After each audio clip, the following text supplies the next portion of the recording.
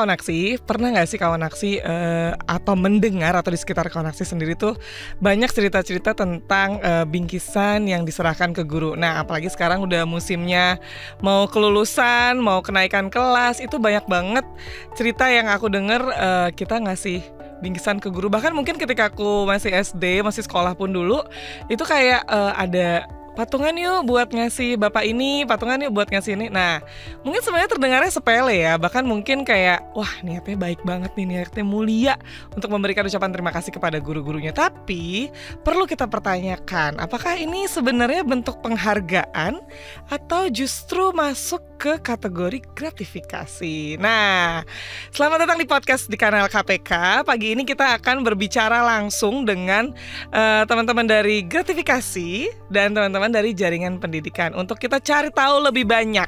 Sebenarnya pemberian bingkisan guru ke guru ini, bingkisan terima kasih ke guru ini itu sebenarnya appreciate-nya itu bisa diterima atau jangan-jangan kita malah ikut mendukung gratifikasi nih, gitu teman kawan aksi ya. Nah, sudah hadir bersama kita ada Mas Koko. Halo Mas Koko. Halo kawan aksi. Mas Koko dari jaringan pendidikan ya. Jejaring pendidikan. Kalau Mbak Ella, halo Mbak Ella. Halo Mbak Dini, halo kawan aksi. Halo kawan aksi. Kalau Mbak Ella dari gratifikasi. Apa sekarang nama panjangnya itu? Direktorat Gratifikasi dan Pelayanan Publik. Oke, DGPP. Betul. Direktorat Gratifikasi dan Pelayanan Publik. Nah, Mbak Ella, kita ngobrolin soal gratifikasi dulu nih. Sebenarnya gratifikasi itu seperti yang kawan aksi tahu kan pemberian dalam arti luas. Nah, kalau didekatkan dengan konsep pendidikan atau sekolah, itu jadinya seperti apa sih gratifikasi ini? Apakah yang fenomena yang tadi kita bicarakan, pemberian hadiah, ucapan terima kasih, itu termasuk atau seperti apa? Oke, jadi seperti yang mungkin kawan aksi sudah tahu ya, gratifikasi itu kan adalah pemberian dalam arti luas ya, bisa berupa uang, bisa berupa barang atau fasilitas seperti itu. Tapi gratifikasi ini awalnya sifatnya netral, Mbak Dini. Jadi hadiah yang umum yang diketahui oleh teman-teman semua, hadiah ini sifatnya umum. Namun gratifikasi ini bisa berubah menjadi gratifikasi ilegal atau yang dianggap suap apabila satu pemberian tersebut diberikan kepada pegawai negeri atau penyelenggara negara. Nah, pegawai negeri di sini mungkin kawan aksi ada yang masih belum tahu bahwa pegawai negeri itu bukan hanya pegawai negeri sipil. Bukan cuma PNS aja nih ya gitu. Bukan hanya pegawai negeri sipil, tapi juga termasuk pegawai yang diberikan gajinya atau honornya oleh keuangan negara atau daerah. Artinya menggunakan APBN atau APBD gitu ya. Artinya guru ASN maupun non ASN sepanjang diberikan gajinya oleh dan dibayarkan gajinya oleh keuangan negara atau daerah, maka termasuk pegawai negeri. Seperti itu. Dan yang kedua, jika gratifikasi atau pemberian tersebut diberikan karena berhubungan dengan jabatannya dalam pekerjaannya pekerjaannya. Jadi ada konflik kepentingan. Ketika guru tersebut diberikan hadiah misal oleh keluarganya, tentu tidak ada konflik kepentingan dan tidak berhubungan dengan jabatannya. Tapi ketika hadiah tersebut diberikan oleh orang tua murid, oleh murid, tentu itu berhubungan dengan pekerjaannya atau jabatannya. Nah, disitulah kita harus berhati-hati dalam menyikapi di situ terjadi gesekannya ya, karena orang tuanya, misalnya aku sebagai orang tua akan ngasih ke guru tersebut ya karena dia merupakan guru dari anakku, seperti itu ya. Kalau bukan gurunya anakku, belum tentu aku kasih ya, betul. Ngapain kan tiba-tiba ngasih ya? Iya betul. Oh gitu, berarti kalau misalnya masuk ke lingkup pendidikan itu yang harus diwaspadai ya, pemberian-pemberian seperti itu. Nah, kalau misalnya kayak apa sih misalnya contoh gratifikasi antara orang tua ke guru gitu, apa saja misalnya yang bisa kayak ini boleh atau ini kayak nggak boleh deh, atau seperti apa itu Mbak Ella? Jadi yang tadi kan kita sudah ketahui gratifikasi itu sifatnya netral ya. Tapi ketika dia berhubungan dengan jabatannya, maka itu menjadi gratifikasi yang dianggap suap atau ilegal. Contohnya seperti apa? Pada saat pemberian gratifikasi diberikan pada saat kenaikan kelas, atau pada saat momen kelulusan pengambilan rapot. Kadang hari guru juga dirayakan, diberikan. Ulang tahun guru pun ada yang ikut patungan. Betul itu umum banget sih. Bahkan ada yang terbaru kemarin nih, dibuatkan kontennya di sosial media pemberian THR katanya kepada guru. Betul, kepada guru. THR tersebut diberikan kepada guru. Jadi murid-murid berbaris, kemudian memberikan sembako di dalam kardus yang sudah disediakan gitu ya. Katanya sih untuk mengajarkan berbagi, mengajarkan bersedekah. Padahal kalau ingin berbagi atau bersedekah, kenapa tidak ke panti asuhan? Banyak cara lain untuk banyak bersedekah. cara lain. Ya, benar. Nah, dan kenapa tidak boleh ke guru? Karena guru itu harus mengajarkan objektivitas ya. Khawatirnya ketika ia menerima gratifikasi atau pemberian, maka akan mempengaruhi objektivitas guru tersebut dalam memberikan penilaian. Begitu. Khawatirnya seperti itu ya. Jadi kalau misalnya orang tuanya terima rapot, terus anak gurunya dikasih, Bu ini sekedar logam mulia gitu kan. sekedar logam mulia. Terus tahu ya mau nggak mau pasti sedikit banyaknya ada pengaruh. Betul. Dari keputusan-keputusan yang mungkin akan diambil oleh gurunya ya. Lagi ramai juga ada isu terkait sedekah nilai ya. Nah, sedekah nilai? Iya. Baru-baru ini terjadi sehingga isunya pada tahun ini penilaian rapor itu sudah tidak menjadi acuan untuk bukan kelulusan SPMB ya. SPMB seperti itu. Jadi tidak lagi menggunakan nilai rapor karena nilai rapor itu diragukan objektivitasnya. Karena sedekah nilai itu ada unsur sedekah nilai itu. Dikhawatirkan guru memberikan sedekah nilai itu menaikkan nilai rapor karena mungkin diberikan sesuatu. Jadi kan like or dislike juga ya sebenarnya. Wah gawat juga nih Mas Koko. Gimana nih Mas Koko?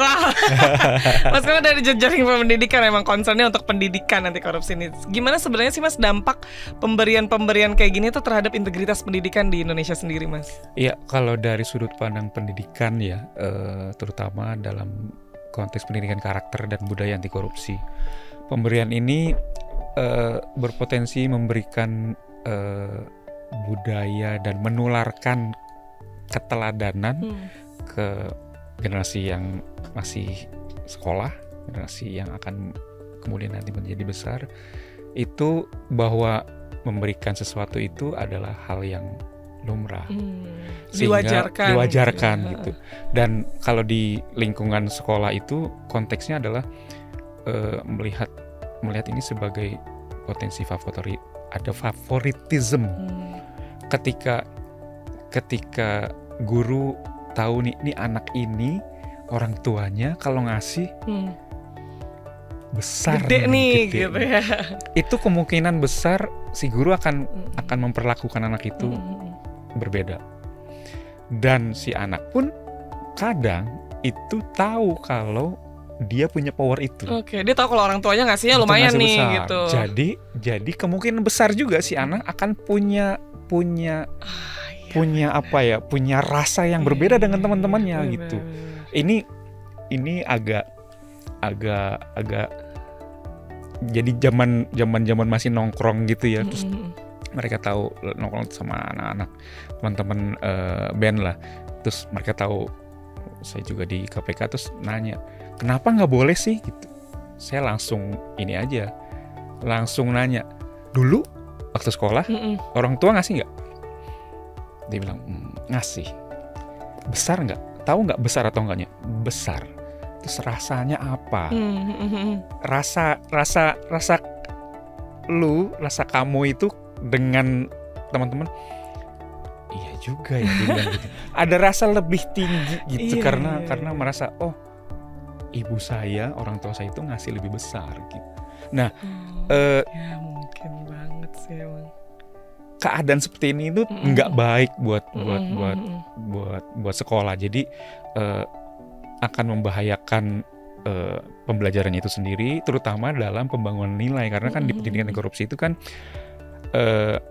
ada di dua dimensi ya. Dimensi pertama itu membangun karakter dengan menginsersi nilai, kedua membangun ekosistem pendidikannya. Itu saling berkaitan tuh. Gurunya membangun nilai dengan keteladanan, dengan mata pelajaran, dengan apapun itu, tapi ekosistemnya juga harus menjadi contoh baik itu gitu. Karena guru itu kan banyak larangannya ya karena guru gitu. Kayak misalkan gini deh, nggak boleh merokok di lingkungan sekolah. Kan bukan soal rokoknya tok, tapi soal guru itu akan menjadi contoh buat muridnya. Digugu dan ditiru. Jadi kita sebenarnya di KPK nggak bisa nangkep sih ya. Soal-soal begitu nggak bisa. Cuma kita ngajak yuk skui gitu ya. Kita balik lagi bahwa dalam mendidik itu guru itu itu ya ditiru dan digugu gitu, di kapanpun gitu. Kapanpun dan dimanapun. Kapanpun dan dimanapun. Jadi ya itu risikonya guru. Terlepas dari kompensasi ya, itu dimensi lain lagi tuh. Tapi kita berbicara soal, ya kita tahu guru itu ditiru dan digugu, kita komit mau jadi guru, ya ada ikut, konsekuensi. Dan kebetulan saya juga bapak saya guru dan aduh ngerti banget susah jadi guru. Ini kita di pendidikan itu kita menjaga konteks itu gitu. Karena murid itu tidak pandai mendengar. Contoh ya. Tapi mereka pencontoh yang ulung, baik. Yang ulung gitu. Jadi benar. Ya. Nah, untuk yang soal pemberian itu, ya kita harus ngelihat ke arah sana gitu. Kita mau nggak Indonesia bebas dari korupsi? Dimulai dari lingkungan. Karena kan 80% kasus korupsi itu suap. Suap itu deket banget dengan gratifikasi kan. Nah, ketika kita punya data itu, ya makanya kita ngejar-ngejar terus nih ke sekolah gitu, karena ini bibitnya gitu. Di situ ada favoritism, di situ ada konflik kepentingan gitu.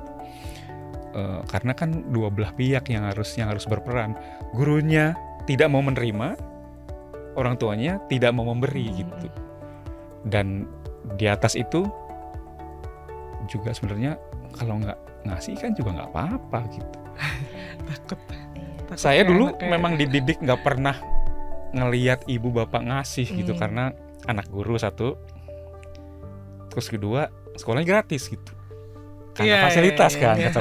Jadi nggak tahu harus bayar SPP, kayaknya gratis dulu gitu. Cuma ibu nggak pernah kelihatan ngasih sesuatu. Jadi sampai umur segini itu nggak pernah punya kepikiran ngasih gitu untuk hal-hal yang berkaitan dengan sekolah biasa segala macem gitu.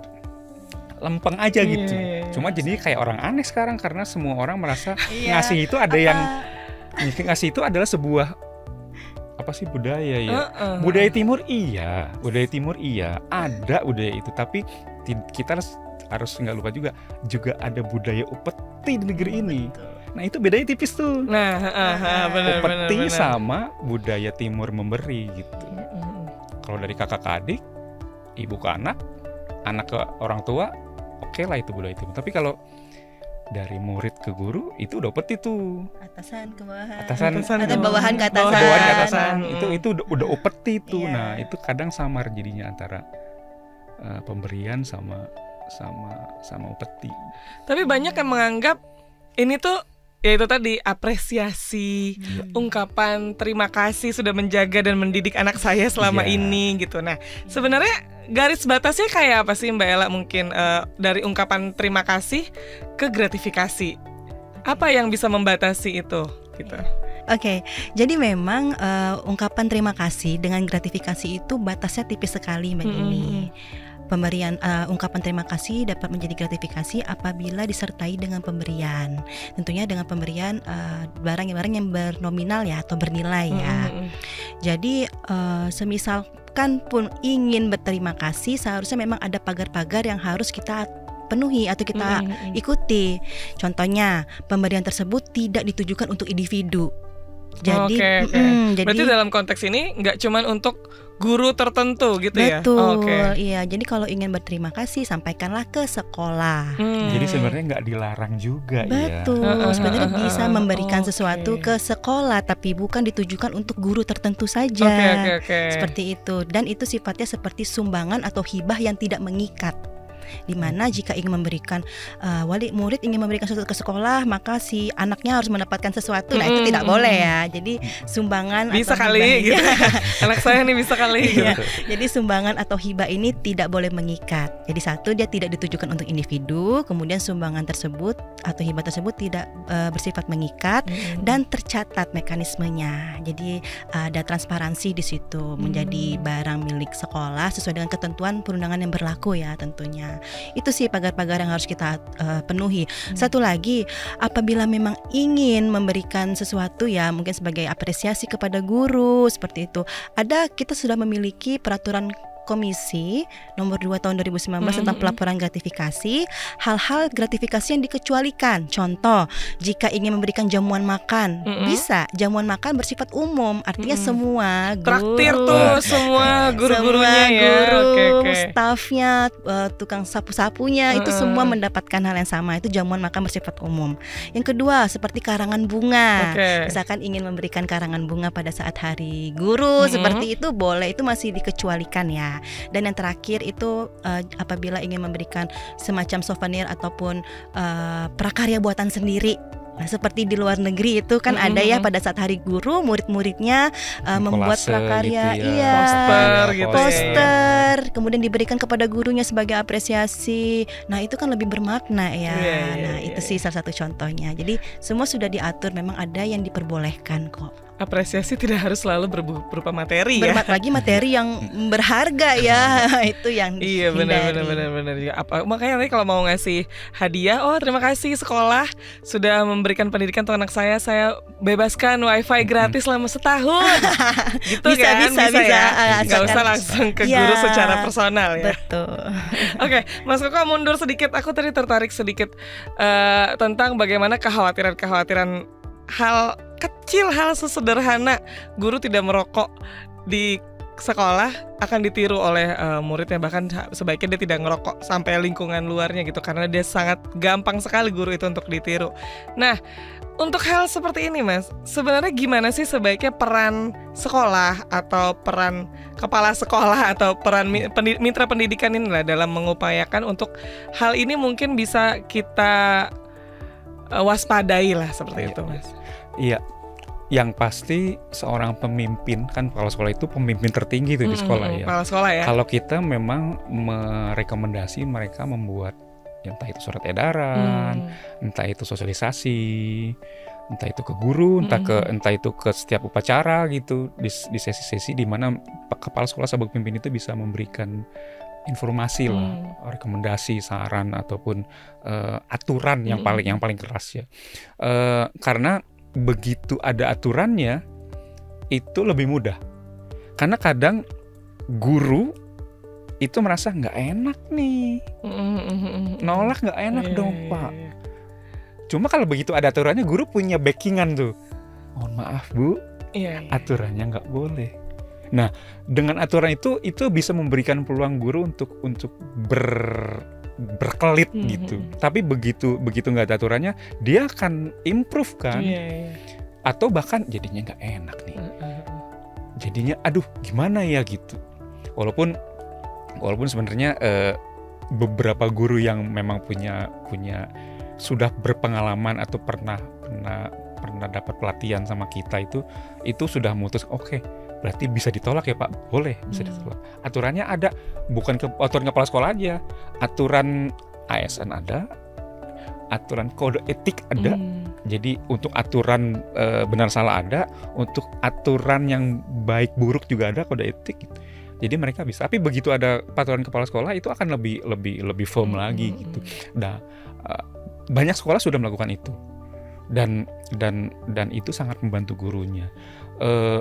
Dan orang tua juga udah yang nggak bisa ngapa-ngapain begitu ada aturan. Jadi kepala sekolah itu harus punya leadership di sana sih. Jadi dia membackingi dengan aturan yang jelas sehingga guru siapapun itu bisa di backup nih sama kepala sekolah. Dan di aturan itu pasti ada aturannya sama ada sanksi pasti kan gitu. Jadi ya kepala sekolah bisa melakukan itu sih sebenarnya. Ada nggak sih peran KPK Mas melalui jejaring pendidikan untuk masuk ke lini pendidikan dari sekolah untuk mengantisipasi praktik-praktik anti korupsi ini di sekolah? Nah, kebetulan kan kita baru launching survei integritas SPI pendidikan. Survei pendidikan ya. Kemarin kita sudah meluncurkan dan nilainya tidak terlalu bagus karena di level korektif ya 69. Nah, di sana itu kita mencoba hasil survei itu menemukan tuh bahwa masih ada pemberian lah, masih ada marak plagiasi, nyontek segala macam, penggunaan dana bos yang masih melenceng segala macam. Nah, dari sisi KPK memang dari hasil itu kita memberikan rekomendasi nih. Ini gini ya Pak, gini ya Bu, supaya kita membangun gerakan bersama, karena pemberantasan korupsi kan memang bukan tugas satu lembaga ya. Ya kita tahu kalau masyarakat mungkin tahunya KPK hanya nangkep-nangkepin nih. Mungkin itu yang membuat masyarakat resah sekarang ya. Ngapain sih ngurusin guru gitu, ngapain sih ngurusin SD gitu SD, ya. ngurusin cuma ngasih 10.000 gitu. Padahal masyarakat juga perlu tahu bahwa KPK itu ada yang nangkepin, ada yang memperbaiki sistem, ada yang menyasar ke pendidikan. Nah, pendidikan ini memang ya kita yang seperti saya bilang tadi bergerak di 2 dimensi, penanaman nilai sama pembenahan ekosistemnya gitu. Ya, jadi kita memang merekomendasikannya nggak yang melulu soal hukuman bahkan pidana ya, tapi dengan bagaimana caranya sekolah itu bisa membangun budaya anti korupsi ini dengan hal-hal yang berbalut pendidikan murni gitu. Jadi ya ketika dia tahu ibunya, orang tuanya itu memberi sesuatu ke sekolah, ketika dia misalkan gini, Dek, kok nilainya merah? Kok nanti kan ada mamah yang bayar.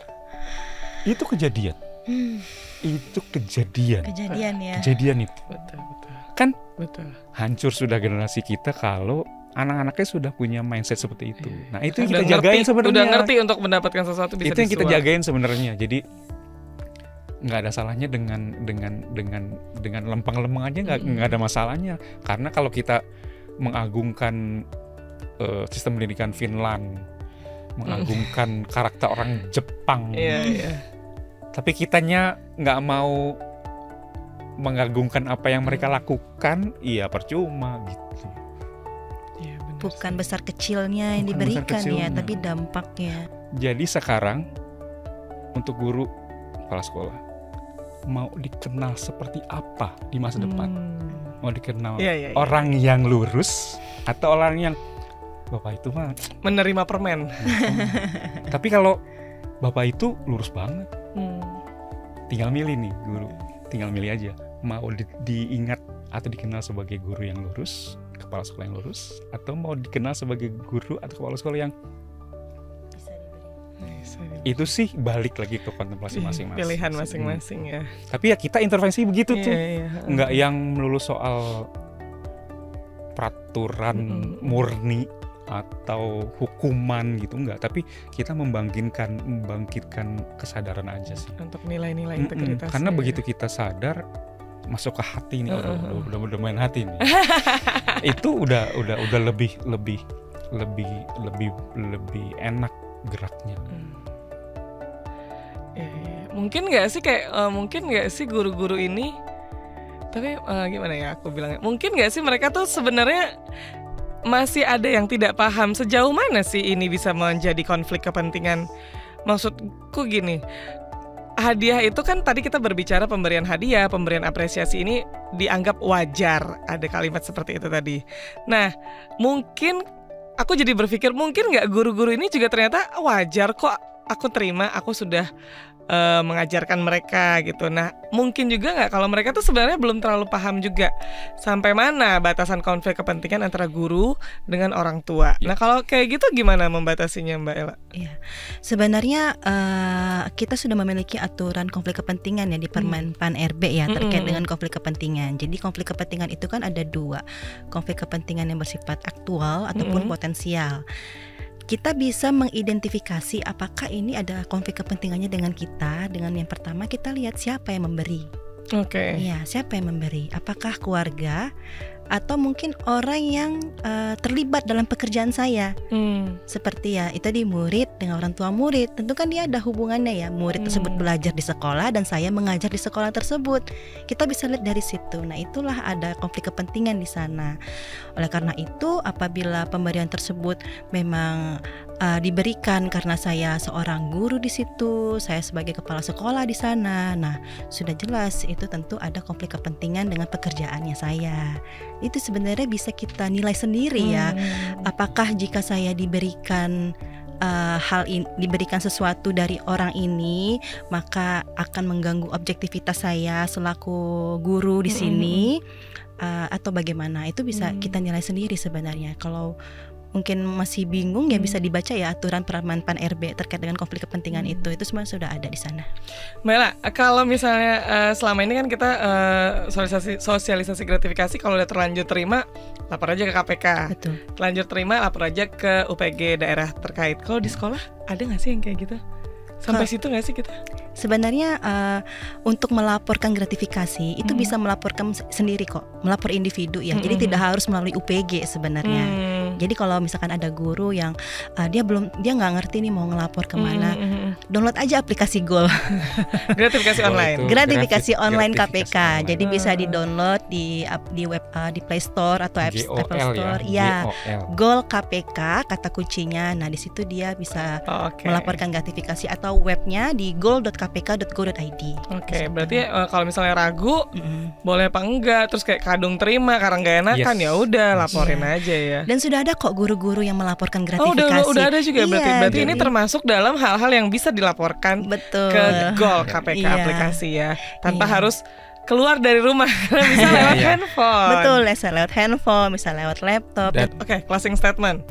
Mbak Ella, apa sih kalau dari gratifikasi, apa yang pengen kira-kira Mbak Ella sampaikan ke orang tua yang mungkin berpotensi untuk memberikan gratifikasi kepada guru? Untuk kawan aksi, terutama yang sudah menjadi orang tua ya, atau wali murid di sekolah, sebenarnya bukan masalah besar atau kecilnya, tapi dampak ketika kita menormalisasikan pemberian hadiah atau gratifikasi itu di sekolah akan tertanam di kepala atau di hati dari anak kita, dari murid di sekolah itu sendiri. Apabila nanti ketika anak kita menjadi seorang pejabat di masa depan ya, atau menjadi orang yang memiliki kekuasaan, ketika ia sudah ternormalisasikan hal tersebut dari sekolah, tentu ketika ia menjabat, ia akan merasa bahwa diberikan sesuatu itu adalah hal yang lumrah ya. Nah, itu yang kita sangat-sangat hindari. Untuk itu, ayo kita stop memberikan sesuatu di luar dari ketentuan undang-undang. Kita cegah gratifikasi sejak dini, mulai dari diri sendiri. Oke, Mas Koko, apa nih yang pengen disampaikan kepada guru atau kepada kepala sekolah mungkin yang pengen disampaikan untuk gratifikasi? Bagi kami, koruptor yang sekarang korupsi itu nggak tiba-tiba jadi koruptor. Oh iya. Nggak yang bangun korupsi nggak ada. Iya. Itu udah dari kecil tuh diajarin. Nah, kalau ada yang nyariin bapak, bilang bapak nggak ada. Nah, beliin rokok. Nanti jangan bilang ibu. Bohong ya? Dari kecil, sehingga ketika jadi pejabat itu udah kebiasaan dan melihat itu sebuah norma yang biasa. Nah, untuk bisa memberantas korupsi dari pendidikan, kita nggak bisa sendiri. Dan untuk kepala sekolah, guru, ini kesempatan kita untuk sama-sama menorehkan sejarah. Kalau nanti 50 tahun, 100 tahun Indonesia bisa jadi negara yang bebas korupsi, bebas dari korupsi. Amin. Itu paling enggak kita bisa bilang ke anak cucu kita, dulu bapak, dulu ibu di kelas tuh begitu tuh yang jadi itu tuh didikan itu. Itu hal yang sangat berharga. Bukan yang anak itu dulu ngasih tulis ini, enggak. Bukan ke sana, tapi anak itu dulu ibu yang didik, anak itu dulu bapak yang didik. Wah, itu harta karun terbesar buat seorang pendidik harusnya. Ya, sekali lagi, tapi ibu bapak guru ibu bapak kalau sekolah mau diingat seperti apa? Mau diingat sebagai sosok yang seperti apa gitu. Wah, terima kasih Mas Koko dan Mbak Ella. Emang hari ini kita belajar bahwa pemberantasan korupsi atau pencegahan korupsi itu memang dimulai dari hal-hal kecil ya. Membangun budaya anti korupsi dimulai dari hal-hal kecil, dan bukan pekerjaan yang mudah. Bukan pekerjaan yang simpel, butuh waktu yang panjang, butuh proses yang panjang, tapi kita bisa memulai dari diri sendiri dan dari keluarga kita sendiri. Terima kasih Mbak Ella. Sama-sama. Mas Koko, terima kasih sudah berbagi di podcast Kanal KPK.